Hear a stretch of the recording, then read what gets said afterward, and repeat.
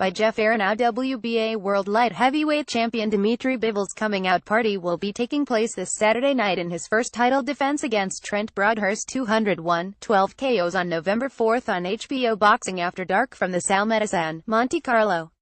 The start time for the Bivol 110-9 KOs vs. Broadhurst fight is at 5:45 p.m.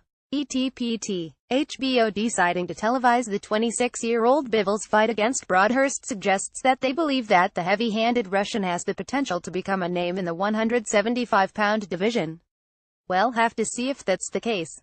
Bivol will have to earn fame the hard way and steadily winning over a number of years, because there aren't any big names for him to fight for the time being. Andre Ward retired recently, and that was a guy that Bivol would have been looking to fight sooner or later. With Ward gone, Bivol will be looking to fight Sergey Kovalev, Adonis Stevenson, Artur Beterbiev, Sullivan Barrera and Alexander Gvozdyk. Those are going to be tough outs for Bivol, but the fights will be exciting to watch. If Bivol is able to prove himself as the best at 175, HBO could have another Gennady Golovkin on their hands. The good thing about HBO televising Bivol's fights now is they catching him while he's still young before he's hit the prime of his career.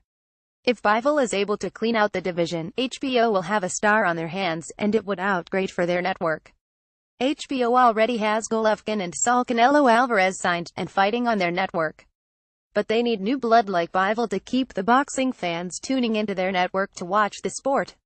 If Bivol defeats Broadhurst on Saturday night, then his next defense will be against his mandatory challenger Sullivan Barrera 201-14 KOs. That'll be a real good test for Bivol. Barrera has a fight scheduled next month against Felix Valera 151-13 KOs on November 25th on the undercard of the Sergey Crusher Kovalev vs.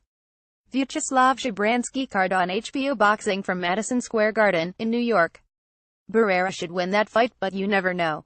Barrera was beaten by Andre Ward last year by a 12-round unanimous decision on March 26 in Oakland, California. Barrera bounced back from those defeats to defeat Shabransky by a 7th-round knockout on December 16 last year, and then he beat Paul Parker and Joe Smith Jr. It was pretty impressive the way Barrera defeated Smith Jr. and Shabransky. Barrera clearly was a cut above those two fighters in the talent and boxing skills department. "I must do mandatory defense for WBA for next fight," said Bivol. "Barrera is ranked second and I want the fight with the best guys in the WBA rankings, so I want to fight him next. I watched Barrera's fights with Shabransky, Andre Ward and Joe Smith Jr. He is a good boxer. He has good speed, good skills, good moves. I want to fight with the best fighters."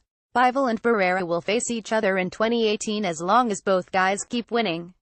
If Bivol can get past Barrera, that'll say a lot about how good he is. Bivol has impressed recently with knockout wins over these fighters: Cedric Agnew, Samuel Clarkson, Robert Barrage, Yevgeny Makdenko, Felix Valera, Clayton Canseco. It should be fun to see how Barrera does against Valera, considering that's a fighter that Bivol beat by a one-sided 12-round unanimous decision last year on May 21.